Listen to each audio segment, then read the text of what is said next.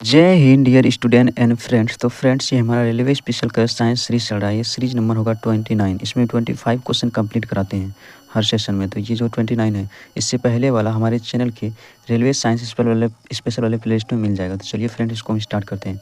तो आज का फर्स्ट क्वेश्चन है हमारा, व्यापारिक कार्यों में सबसे अधिक सामान्यतः प्राप्त कंप्यूटर भाषा कौन सी है? तो मतलब व्यापारिक क्षेत्र में कौन सा लैंग्वेज जो होता है ये सबसे अधिक प्रयोग होता है?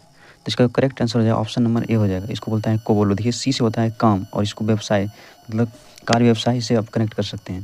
देखिए, एक इसमें क्वेश्चन पूछा था C++ क्या होता है? तो ये कंप्यूटर क्या होता है? भाषा होता है। ये ध्यान रखिएगा। नेक्स्ट क्वेश्चन क्वेश्चन है आज नेक्स्ट, निम्नलिखित में से कौन सी विद्युत चुम्बकीय तरंग नहीं है? तो कौन विद्युतीय चुंबक तरंग नहीं है? ये जो एक्स किरण होता है, मतलब नहीं, इसमें पूछ रहा है कौन विद्युत चुम्बकीय तरंग है। तो इसका correct answer option number C, X किरण। इसको ये क्या होता है? ये विद्युत चुम्बकीय तरंग है। देखिए, एक्स किरणें जो होता है ये अस्थि अर्थात हड्डी को ये पार नहीं कर पाता है, इसीलिए एक्सरे में इसका प्रयोग किया जाता है। इसका खोज रॉन्टजेन ने किया था एक्स किरणें का। तो ये ध्यान रखिएगा। नेक्स्ट क्वेश्चन क्वेश्चन है बैक्टीरिया, इसको जीवाणु होता है। बैक्टीरिया जो दलहनी पौधे के जड़ में पाया जाता है। तो देखिए, कौन सा बैक्टीरिया होता है दलहनी पौधे के जड़ों में पाया जाता है? ये राइजोबियम जीवाणु होता है। कौन सा होता है? राइजोबियम बैक्टीरिया जीवाणु होता है, जो क्या करता है, ये दलहनी पौधे के गांठों में जड़ में पाया जाता है। तो देखिए, ये इसका कार्य यही होता है कि ये वायुमंडल से डायरेक्ट नाइट्रोजन को क्या करता है, मतलब ग्रहण कर सकता है। इसीलिए ये जो होता है राइजोबियम जीवाणु, ये दलहनी पौधे में पाया जाता है। इसलिए दलहनी का खेती करना बहुत ही आवश्यक होता है ताकि मिट्टी की उर्वरा शक्ति बना रहे। तो ये ध्यान रखिएगा। नेक्स्ट क्वेश्चन है, चंद्रमा पृथ्वी का एक चक्कर कितने दिनों में लगाता है? तो देखिए, इसका जो करेक्ट आंसर होगा ऑप्शन नंबर सी हो जाएगा, 27.3 दिन में।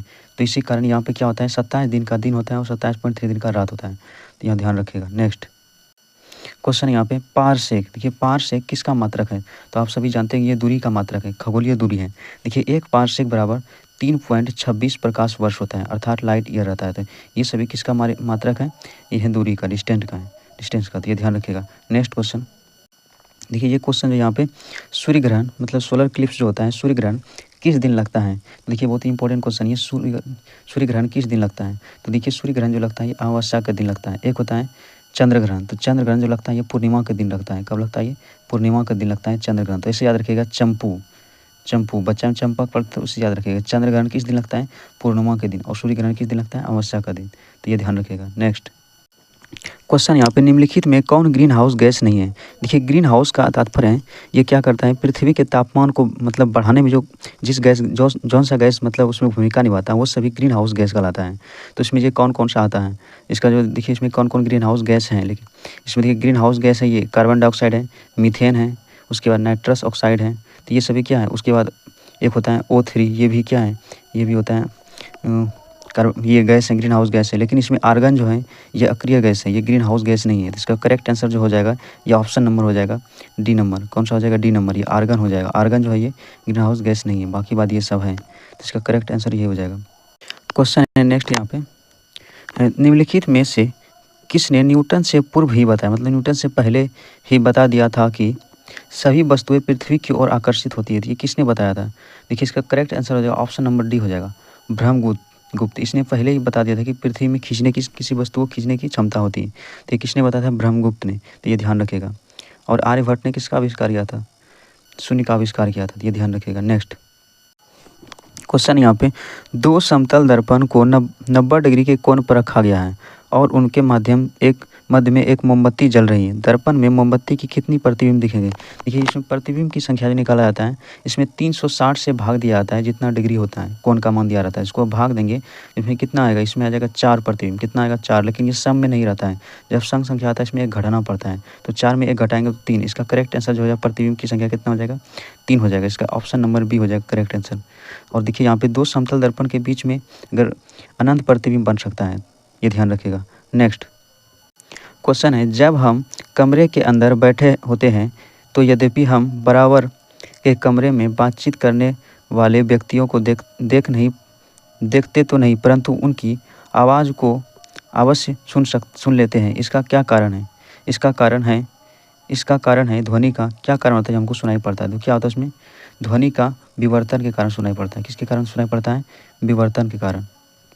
तो ये इसका करेक्ट आंसर हो जाएगा। नेक्स्ट क्वेश्चन है, टीवी सेट चलाने के लिए प्रयुक्त की जाने वाले रिमोट कंट्रोल यूनिट में निम्न में से किसका प्रयोग किया जाता है, किस तरंग का प्रयोग किया जाता है। इसका करेक्ट आंसर जो है ऑप्शन नंबर सी हो जाएगा, माइक्रोवेव अर्थात सूक्ष्म तरंग का प्रयोग किया जाता है। तो इसका करेक्ट आंसर ये हो जाएगा। नेक्स्ट क्वेश्चन है, इनमें कौन कोलाइड नहीं है। कोलाइड का मतलब होता है गाढ़ा, जैसे यहाँ पे देखिए दूध हो गया, उसके बाद जेल मतलब उसके बाद आइसक्रीम शहद, ये सब जो है ना कोलाइड का उदाहरण नहीं, लेकिन खून जो है ये क्या है, कोलाइड का उदाहरण है। तो इसका करेक्ट आंसर ये हो जाएगा option number B. Next question है, ऐसे परमाणुओं को जिनमें प्रोटॉन की संख्या समान परंतु न्यूट्रॉन की संख्या भिन्न भिन्न होती है, तो इसे क्या कहा जाता है।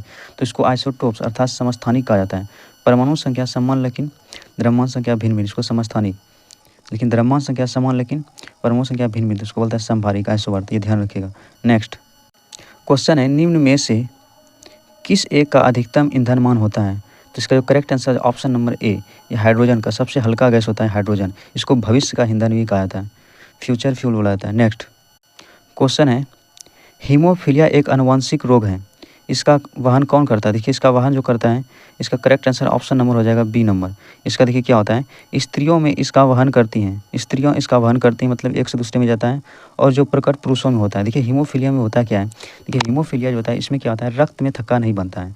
नॉर्मली क्या होता है, अगर कहीं कटने पर 2 से 5 मिनट के अंदर क्या होता है, ब्लड रुक जाता है, मतलब ब्लड क्लोटिंग हो जाता है। लेकिन इस रोग में क्या होता है, ब्लड रुकता ही नहीं, बहते रहता है, इसी को बोलता है हीमोफीलिया। एक होता है वरणधत्ता, तो उसमें उसको बोलता है कलर ब्लाइंडनेस, उसमें लाल और हरा रंग में फर्क नहीं कर पाता है, जो इससे पीड़ित होता है। तो ये ध्यान में रखिएगा। नेक्स्ट क्वेश्चन है यहाँ पे, दूध को पचाने के लिए आवश्यक एंजाइम रेनिन और लैक्टोज मानव शरीर में कितने वर्ष की आयु में लुप्त हो जाती हैं। तो इसका करेक्ट आंसर हो जाएगा ऑप्शन नंबर ए, तो ये 2 वर्ष में लुप्त हो जाता है। नेक्स्ट क्वेश्चन है, ऑक्सीजन की उपस्थिति में ग्लूकोज के कार्बन डाइऑक्साइड एवं जल में ऊर्जा निर्मुक्त होने के साथ पूर्ण रूपांतरण होने को कहते हैं। तो ये क्या कहते हैं, इसका बोला जाता है ऑप्शन नंबर डी, इसका करेक्ट हो जाए। इसको बोलते हैं जल अपघटन। क्या बोलते हैं इसको, जल अपघटन। नेक्स्ट क्वेश्चन है यहाँ पे, टेस्ट ट्यूब बेबी का अर्थ क्या होता है। तो ये क्या होता है, देखिए टेस्ट ट्यूब बेबी जिस दंपति को मतलब संतान की उत्पत्ति में प्रॉब्लम होता है, इसका ये प्रयोग कर सकता है। इसको बोलता है IVF, यही प्रोसेस में आता है। इसको बोलता है इन विट्रो फर्टिलाइजेशन, इसी के माध्यम से इसमें शिशु को जन्म दिया जाता है। इसका देखिए करेक्ट आंसर हो जाएगा ऑप्शन नंबर बी हो जाएगा। इसका क्या होता है, गर्भाशय में निषेचित और प्रकनली में विकसित भ्रूण, तो इसका करेक्ट आंसर हो जाएगा। नेक्स्ट क्वेश्चन है, ऑक्सीजन के बाद सबसे अधिक उपलब्ध कौन सा मूल तत्व है। तो इसका जो करेक्ट आंसर हो जाएगा, ऑक्सीजन के बाद ये आता है सिलिकॉन। कौन सा होता है, सिलिकॉन। तो इसका करेक्ट आंसर ये हो जाएगा सिलिकॉन। देखिए सिलिकॉन जो होता है ये क्या होता है, सौर सेल में भी इसका प्रयोग किया जाता है सिलिकॉन धातु का। देखिए सिलिकॉन जो होता है ये होता है हाफ सेमीकंडक्टर अर्थात अर्धचालक। देखिए भारत का सिलिकॉन सिटी बेंगलुरु को कहा जाता है, लेकिन सिलिकॉन वैली एक कैलिफोर्निया अमेरिका में भी है, तो ये ध्यान रखिएगा। नेक्स्ट, ये सबसे अधिक पहला तत्व होता है ऑक्सीजन, उसके बाद सिलिकॉन होता है, उसके बाद आता है एल्युमिनियम, तो ये ध्यान रखिएगा। क्वेश्चन है यहाँ पे, कंप्यूटर की भाषा में 1 किलोबाइट में कितने किलोबाइट होते हैं। तो इसका जो करेक्ट आंसर हो जाएगा ऑप्शन नंबर सी हो जाएगा, 10,24,000 बाइट। कितने होते हैं, 10,24,000, क्योंकि 1024 बाइट KB बराबर होता है 1 MB, तो इसी 10 से 24 में इसको बांटा गया है। नेक्स्ट क्वेश्चन है, आयोडीन नमक मानव शरीर में निम्नलिखित में से कौन सा काम करता है। तो आयोडीन जो साधारण नमक होता है NaCl क्या करता है, तो इसका करेक्ट आंसर हो जाएगा ऑप्शन नंबर बी हो जाएगा। ये क्या करता है, यह थायराइड ग्रंथियों के काम को नियंत्रित करता है, नहीं तो इससे क्या होता है, गलकंड बीमारी हो जाता है।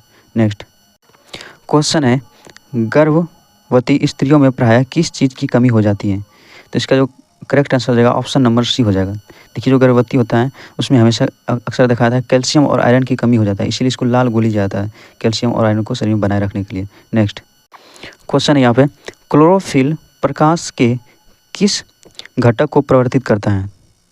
तो किस घटक को, यह हरा, क्लोरोफिल जो आकार रंग होता है इसका होता है हरा, तो इसका करेक्ट आंसर ये हो जाएगा। नेक्स्ट क्वेश्चन है यहाँ पे, टीनिया सोलियम जिसको बोलते हैं फीताकृमि परजीवी के रूप में रहता है, तो ये क्या रहता है, ये रहता है आदमी औरत की आंत में। ये आंत में कहाँ पाया जाता है, ये फीताकृमि ये आंत में होता है और इसको प्रभावित करता है। नेक्स्ट क्वेश्चन है, हृदय की एक धड़कन में लगभग कितना समय लगता है। तो इसका करेक्ट आंसर हो जाएगा, ये हो जाएगा 0.8 सेकेंड। तो यहाँ पे इसका बी नंबर करेक्ट हो जाएगा, और इसे 1 मिनट में नॉर्मली 72 से 75 बार धड़कता है, तो ये ध्यान रखिएगा। तो यहाँ पे देखिए 25 क्वेश्चन कंप्लीट हो चुका है, उसमें कोई भी त्रुटि तो कमेंट में जरूर बताएं। Thanks for watching this video.